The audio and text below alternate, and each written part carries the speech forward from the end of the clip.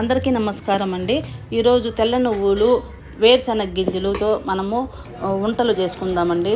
బాగా వేగించి ఈ విధంగా పాకం పెట్టుకొని బాగా చూడండి ఎంత బాగా ఇట్లాగా వేసి కలిపెట్టుకోవాలి. తర్వాత ఈ విధంగా వంటలు తయారు చేసుకోవాలండి. ఈ విధంగా కొంచెం వేడివేడిగా ఉంటుంది. వేడిగా ఉన్నప్పుడే మనం వంటలు పట్టుకోవాలండి. చల్లారిపోయిందంటే రాదనమాట. ఓ పళ్ళానికి ముందు నూనె పూసుకునేసి మనం బాగా పాకం పెట్టి తయారు చేసుకున్నటువంటి దీన్ని మనం బాగా ఈ విధంగా పళ్ళెంలో పోసుకొని వంటలు పెట్టుకోవాలండి.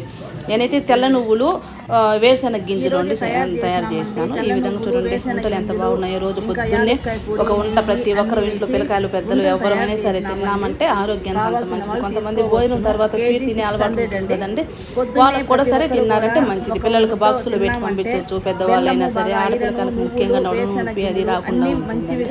ప్రతి ఒక్కరూ తిన్నారంటే మంచిదండి.